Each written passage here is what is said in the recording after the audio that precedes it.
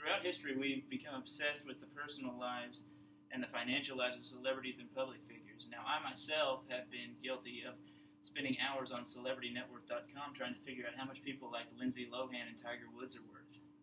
Right now, today, Bill Gates is worth $86 billion. Now, why does that matter to me? Our obsession knows no bounds. For example, when I decided to speak on this topic, I started to look up the history of this celebrity worship. I began to Google, when did celebrities become idols? Now, before I even finish the word celebrities, the most searched items come up. When did celebrities lose their virginity? When did celebrities go to prison? All kinds of searches pop up that, quite frankly, aren't any of our business. There are hundreds and hundreds of magazines on the shelves of our local grocery stores with nothing but celebrity gossip. Now, in my eyes, there are two different types of celebrities in America today. There are celebrities that that have some sort of talent, and whether it's singing, dancing, acting, or just breathing and being alive like the Kardashians, they all have some sort of talent. And then there are public figure celebrities like Barack Obama, John F. Kennedy, John McCain. These celebrities are famous because of their ability to directly impact our daily lives. Now, sometimes we obsess over both these types of celebrities, but today I just want to focus on these political celebrities. Political figures are now and have always been the subject of interest for the people that serve them and for the people that they serve. Now, in America, with the current campaign structure and smear campaigns that have been going on since the 1700s, nothing is off limits. If you're a candidate for an office and you have cheated on your wife or you've cheated on your taxes, the public will hear about it. Now, I've heard all kinds of arguments as to why we should know what's going on in the personal lives of political figures. The most popular one that I've heard is, if he can't be faithful to his wife, how can we expect him to be faithful to the American public? If he can't be faithful to his wife, who he's made this promise to, how can we expect him to be faithful to us with a similar promise? Or there's other arguments like, it seems hypocritical that he didn't pay his taxes for 10 years and now he expects us to pay taxes to pay his salary. Now, these people tend to make these arguments so that we know exactly what's going on in the personal lives of the people that we follow, because they think it's indicative of how these men and women will perform in the spotlight of an office. Well, let's open a few books that show us that this isn't particularly true. Now, the textbook case that anybody points to of a president that cheated on his wife is John F. Kennedy. Now, John F. Kennedy went down in our history books as a great president and a great man. He was successful with the Cuban Missile Crisis. He was integral in the March on Washington, but he would have these naked pool parties with his interns and staff when he thought his wife wasn't around.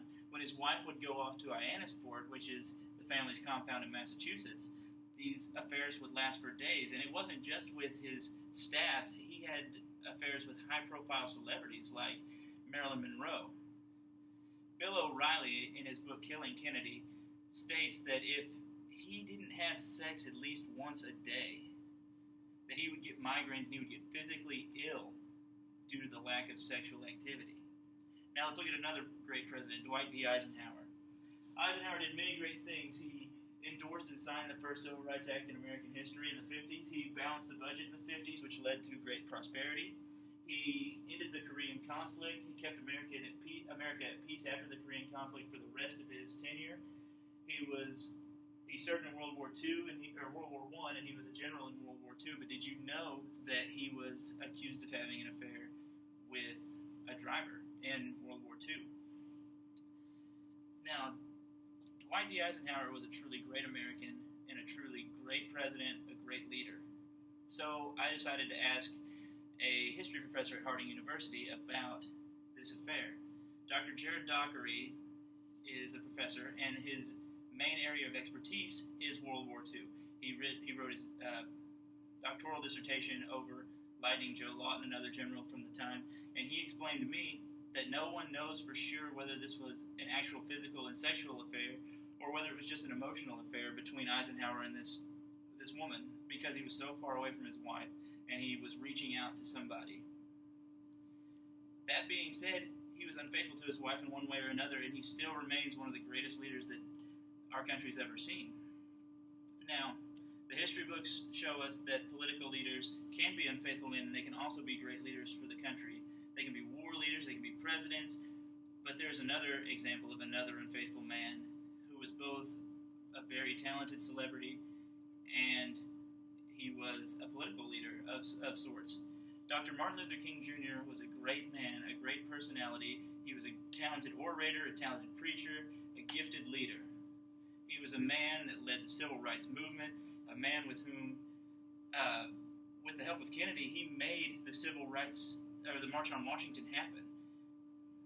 That being said, Dr. King was extremely unfaithful to his wife. And I think that I don't want to take anything away from Dr. King. I think he's an inspiration to us all. His name has become synonymous with Gandhi and with peaceful protest. He's a man that we can all aspire to be as a leader and as a speaker and as a philosopher. But he was a man subject to his faults just like any of us are.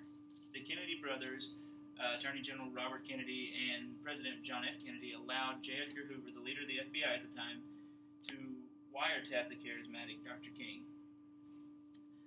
Now, the reasoning behind this isn't entirely ethical. It isn't clear, but Hoover developed a file of Dr. King, and in Hoover's words, he was a serial adulterer. That being said, Dr. King is still one of the greatest leaders that this country has ever seen. The personal lives of people are the business of the people involved.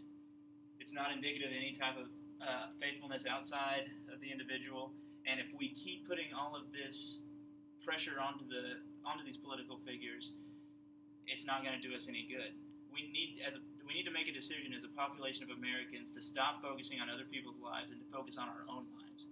We need to try to improve ourselves ethically, intellectually, emotionally,